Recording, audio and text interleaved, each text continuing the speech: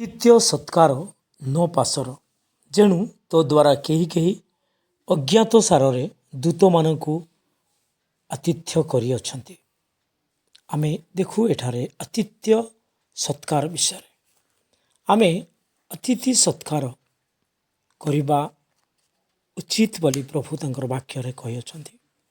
ଅନ୍ୟମାନଙ୍କୁ ସାହାଯ୍ୟ ସହଯୋଗ କରିବା, ଅନ୍ୟମାନଙ୍କର ସେବା କରିବା, ଅନ୍ୟମାନଙ୍କୁ ଗ୍ରହଣ କରିବା, ଏସବୁ ବିଷୟ ପ୍ରଭୁ ଆମମାନଙ୍କୁ କହୁଅଛନ୍ତି। ପ୍ରଭୁଙ୍କର ବାକ୍ୟ ପ୍ରକାରେ ଆମେ ଆତିଥ୍ୟ ସତ୍କାରରେ ସବୁବେଳେ ନିଜ ପରିବାରକୁ ନିଜକୁ ଜଡ଼ିତ ରଖିବାର ଅଛି। କାହିଁକି ନା ପ୍ରଭୁ କହୁଅଛନ୍ତି ଅତିଥି ସତ୍କାର କରିଥିବା ସେମାନେ ଅଜ୍ଞାତ ସାରରେ, ସେମାନେ ଜାଣିନାହାନ୍ତି କାହାକୁ ଅତିଥି ଭାବେ ସେମାନେ ଗ୍ରହଣ କରୁଅଛନ୍ତି ବୋଲି, କିନ୍ତୁ ଅଜଣାତରେ ଅଜ୍ଞାତ ସାରରେ ସେମାନେ ଦୂତମାନଙ୍କୁ ଆତିଥ୍ୟ କରିଥିଲେ। ଏ ବିଷୟ ଆମେ ଦେଖୁ ଅବ୍ରାହମଙ୍କ ଜୀବନରେ। ଯେତେବେଳେ ଆମେ ଦେଖୁ ଅବ୍ରାହମ ଆଉ ସାରା ସେମାନେ ଥିବା ସମୟରେ ଦୂତମାନଙ୍କୁ ସେମାନେ ଆତିଥ୍ୟ ସତ୍କାର କରିଥିଲେ। ସେମାନେ ଜାଣିନଥିଲେ, କିନ୍ତୁ ସେମାନେ ସେମିତି ଗୋଟିଏ ମନୋଭାବ ଥିଲା ଭାବେ ଆତିଥ୍ୟ ସତ୍କାର କରିଥିଲେ।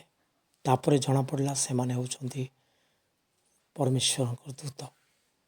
ତେଣୁକରି ଆମେ ଅତିଥି ସତ୍କାର କରିବାକୁ ହେବ। ଆମେ ଯଦି ଆହୁରି ବି ପ୍ରଭୁଙ୍କର ବାକ୍ୟରୁ ଦେଖିବା, ରୋମିଓ 12 ତାର 13 ପଦ, ସେଠାରେ ଲେଖାଯାଏ, ସାଧୁମାନଙ୍କ ଅଭାବ ମୋଚନ କର, ଆତିଥ୍ୟ ସତ୍କାରରେ ବ୍ରତୀ ହୁଅ। ଏହା ହେଉଛି ରୋମିଓ ମଣ୍ଡଳୀକୁ ପ୍ରେରିତ ପାଉଲ ଲେଖିକି ଉତ୍ସାହ ଦେଉଛନ୍ତି। ତୁମେ ଅତିଥି ଭାବେ ସେମାନଙ୍କୁ ଗ୍ରହଣ କର, ଆଉ ସମସ୍ତେ ଯେପରି ସାଧୁମାନଙ୍କୁ ସେମାନଙ୍କର ଅଭାବକୁ ତୁମେ ମୋଚନ କର ବୋଲିକି ପ୍ରଭୁଙ୍କର ବାକ୍ୟରେ ଆମେ ଯଦି ଦେଖିବା, ତାହେଲେ ଆହୁରି ମଧ୍ୟ ଲେଖାଯାଏ, ଯେଉଁମାନେ ସେବାରେ ଅଛନ୍ତି ଆଉ ଯେଉଁମାନେ କି ଆମମାନଙ୍କର ସେବା କାର୍ଯ୍ୟ ନିମନ୍ତେ ଯତ୍ନ ତତ୍ପ ନେଇ ଅଛନ୍ତି, ସେବା କରି ଏମିତି ଲୋକମାନଙ୍କୁ ତୁମେ ଚିହ୍ନି ରଖ।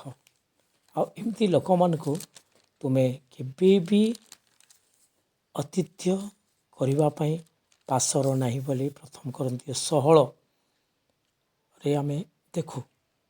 1 Corinthians 16 ତାର 15 ଏବଂ 16 ପଦରେ ଲେଖାଯାଏ, ହେ ଭାଇମାନେ, ସ୍ତିଫାନଙ୍କ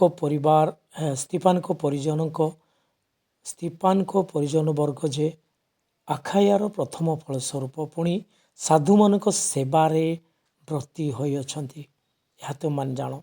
ଏହି ପ୍ରକାର ଲୋକମାନଙ୍କର ପୁଣି ପ୍ରତ୍ୟେକ ସହକର୍ମୀ ଓ ପରିଶ୍ରମୀ ଲୋକଙ୍କର ବଶୀଭୂତ ହୁଅ। ତୁମମାନଙ୍କୁ ଏହି ଅନୁରୋଧ କରୁଅଛି, ମୁଁ ଅନୁରୋଧ କରୁଅଛି, ଏମାନେ ସାଧୁମାନଙ୍କର ସେବାରେ ବ୍ରତୀ ହୋଇଅଛନ୍ତି, ବା ଏମାନେ ପ୍ରଭୁଙ୍କର ନିମନ୍ତେ ସାଧୁମାନଙ୍କୁ ଗ୍ରହଣ କରିଅଛନ୍ତି। ତେଣୁକରି ଏମାନଙ୍କର ବଶୀଭୂତ ହୁଅ ବୋଲି ପ୍ରଭୁଙ୍କର ବାକ୍ୟରେ ଆମେ ଦେଖୁ। ଆଉ ପାଉଲ ମଧ୍ୟ କହୁଅଛନ୍ତି। ଯେତେବେଳେ ରୋମିଓ 16ରେ ବି ଆମେ ଯଦି ଦେଖିବା, ସେଠାରେ ଲେଖାଯାଏ, ଭଗ୍ନୀ ଫୈବିଙ୍କ ସପକ୍ଷରେ ମୁଁ ତୁମମାନଙ୍କୁ ଅନୁରୋଧ କରୁଅଛି, ତୁମେମାନେ ସାଧୁମାନଙ୍କ ଯଥାଯୋଗ୍ୟ ଭାବରେ ତାଙ୍କୁ ପ୍ରଭୁଙ୍କର ନାମରେ ଗ୍ରହଣ କରିବ। ଆଉ ଯେକୌଣସି ବିଷୟରେ ତୁମମାନଙ୍କ ଠାରୁ ତାଙ୍କର ସାହାଯ୍ୟ ଆବଶ୍ୟକ ହେବ, ସେ ବିଷୟରେ ତାଙ୍କୁ ସାହାଯ୍ୟ କରିବ, କାରଣ ସେ ନିଜେ ମଧ୍ୟ ଅନେକଙ୍କର ଓ ମୋ ନିଜର ଉପକାର କରିଅଛନ୍ତି। ଦେଖନ୍ତୁ, ଫୈବି ତାହାଙ୍କ ସପକ୍ଷରେ ପାଉଲ ଅନୁରୋଧ କରୁଛନ୍ତି। ଆମେ ପ୍ରଭୁଙ୍କର ବାକ୍ୟରୁ ଯଦି ଦେଖିବା, ଆହୁରି ମଧ୍ୟ ଏବ୍ରୀ 13 ତାର 16 ପଦ, ତାହେଲେ ସେଠି ଲେଖାଯାଏ, ପରୋପକାର ଓ ଦାନ କରିବାକୁ ପାସର ନାହିଁ, କାରଣ ଏହିପରି ବଳିରେ ଈଶ୍ୱରଙ୍କ ପରମ ସନ୍ତୋଷ। ପର ଉପକାର କରିବା, ଅନ୍ୟମାନଙ୍କୁ ସାହାଯ୍ୟ କରିବା, ଦାନ କରିବା, ଏହା ଗୋଟିଏ ବଳି ସଦୃଶ୍ୟ। ତେଣୁ ପ୍ରଭୁ କହନ୍ତି ଏହା ଏକ ପରମ ସନ୍ତୋଷଜନକ ବଳି ବୋଲି। ଆଉ ତେଣୁ ଆମମାନେ ଅନ୍ୟମାନଙ୍କୁ ସାହାଯ୍ୟ କରିବା, ଆତିଥ୍ୟ ସତ୍କାର କରିବା, ତାପରେ ସ୍ମରଣ ଆଣିବା।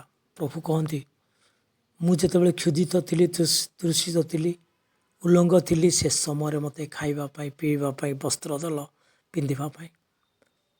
କିନ୍ତୁ ଯେତେବେଳେ ଧାର୍ମିକମାନେ ପଚାରିବେ ପ୍ରଭୁ ଆମେ କେତେବେଳେ ଦେଲୁ, ସେତେବେଳେ ପ୍ରଭୁ କହିଥିଲେ ଯେ ଏହି କ୍ଷୁଦ୍ରମାନଙ୍କ ମଧ୍ୟରୁ ଜଣକୁ ଯଦି ସେ ରୂପେ ତୁମେ ଦାନ କରିଛ, ତାହେଲେ ମୋତେ ଦେଇଛ, ମୋତେ ସାହାଯ୍ୟ କରିଛ, ମୋତେ କ୍ଷୁଧିତ ମୁଁ ଥିଲା ପରି ଯଦି ଏମାନେ ଅଛନ୍ତି, ଯଦି ଏଇ କ୍ଷୁଦ୍ରମାନଙ୍କୁ ତୁମେ ସାହାଯ୍ୟ କରିଛ, ମୋତେ ସାହାଯ୍ୟ କଲାଭଳି। ହଁ ପ୍ରିୟମାନେ, ଏହା ହେଉଛି ସେଇ ବିଷୟ। ଅନ୍ୟମାନଙ୍କୁ ଆମେ ପ୍ରେମ କରି ଆତିଥ୍ୟ ସତ୍କାର ବ୍ରତୀ ହେବା ବିଷୟ, ଅନ୍ୟମାନଙ୍କୁ ସାହାଯ୍ୟ ଉପକାର କରିବା ବିଷୟରେ ପ୍ରଭୁ ଆମମାନଙ୍କୁ ଚେତନା ଦେଇ ଆଗକୁ କଢ଼ାଇ ନେଇ